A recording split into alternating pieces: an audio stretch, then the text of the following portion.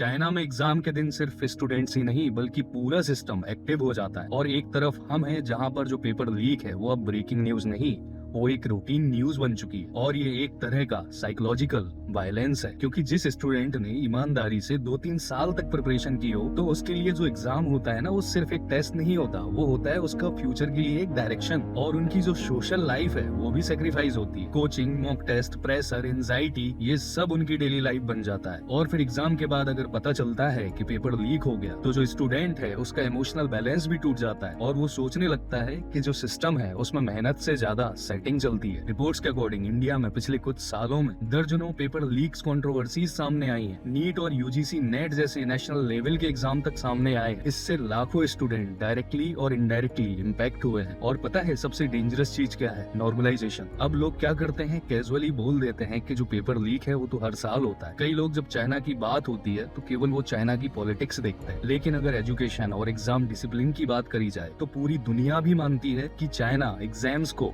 National mission की तरह दिखता है। और जो चाइना का सबसे बड़ा एग्जाम है उसका नाम है गाओकाओ। हर साल लगभग 1 करोड़ से ज्यादा स्टूडेंट्स इस एग्जाम में बैठते हैं, क्योंकि चाइना में टॉप यूनिवर्सिटीज और कैरियर अपॉर्चुनिटीज लार्जली इस एग्जाम पर डिपेंडेंट है। इसलिए चाइना एग्जाम को सिर्फ एकेडमिक प्रोसेस नहीं मानता, वो इसको नेशनल मेरिट सिस्टम मानता है। एग्जाम के दिन चाइना में जो सिक्योरिटी है ना, उसको देखकर लगता है जैसे कोई हाई लेवल ऑपरेशन चल रहा हो। एग्जाम सेंटर्स के बाहर फेशियल रिकॉग्निशन कैमरा लगे होते हैं, मेटल डिटेक्टर्स यूज होते हैं और जो वायरलेस सिग्नल्स ब्लॉकर्स हैं वो एक्टिवेट किए जाता है। ट्रैफिक कंट्रोल होता है और जो कंस्ट्रक्शन वर्क है ना एग्जाम के टाइम, उसको भी बंद कर दिया जाता है ताकि स्टूडेंट को नॉइज डिस्टरबेंस ना हो। कई बार तो जो फ्लाइट्स हैं उनके रूट तक डाइवर्ट कर दिए जाते हैं। और वहाँ पर चीटिंग या पेपर लीक पर जो पनिशमेंट है वो भी बहुत स्ट्रिक्ट होती है। क्रिमिनल चार्जेस लगते हैं और सीधा जेल। और अगर कोई स्टूडेंट चीटिंग या गलती करता है तो उसे कई सालों के लिए बैन कर दिया जाता है। और जो ऑफिशियल स्टाफ्स हैं उनकी करियर तक खत्म हो जाती है, क्योंकि वहाँ की जो गवर्नमेंट है उसने ओपनली ये चीज मानी है कि जो एग्जाम फ्रॉड्स हैं वो डायरेक्टली जो पब्लिक का ट्रस्ट है उसको डैमेज करते हैं। अब यहाँ पर कई लोग कह सकते हैं कि चाइना तो सिंगल पार्टी सिस्टम है, बिल्कुल, लेकिन यहाँ पर जो कंपैरिजन है ना वो पॉलिटिक्स का नहीं हो रहा है, वो हो रहा है सीरियसनेस का। साउथ कोरिया, सिंगापुर और जापान जैसे डेमोक्रेटिक कंट्रीज भी एग्जाम को नेशनल ट्रस्ट की तरह देखते हैं, क्योंकि जो हर सक्सेसफुल नेशन है ना वो एक बात समझता है कि अगर स्टूडेंट को लगने लगे कि सिस्टम जो है वो मेहनत से ज्यादा मैनिपुलेशन को रिवॉर्ड करता है तो धीरे धीरे टैलेंट ट्रस्ट खोना शुरू कर देता है। और जिस देश का यूथ ट्रस्ट लूज कर दे वहाँ पर फ्रस्ट्रेशन, ब्रेन ड्रेन और करप्शन बढ़ने लगता है। और इंडिया को भी सिर्फ स्टेटमेंट्स और कमिटी के आगे बढ़ना पड़ेगा। और जो लीक केसेस हैं उनमें फास्ट ट्रैक इन्वेस्टिगेशन और स्ट्रिक्ट पनिशमेंट जरूरी है। और जो ऑफिशियल्स हैं उनकी अकाउंटेबिलिटी है उनको भी फिक्स करना पड़ेगा, क्योंकि जो एग्जाम हॉल है ना उसमें केवल स्टूडेंट्स टेस्ट नहीं देते, वहाँ पर जो देश का सिस्टम है वो भी टेस्ट देता है।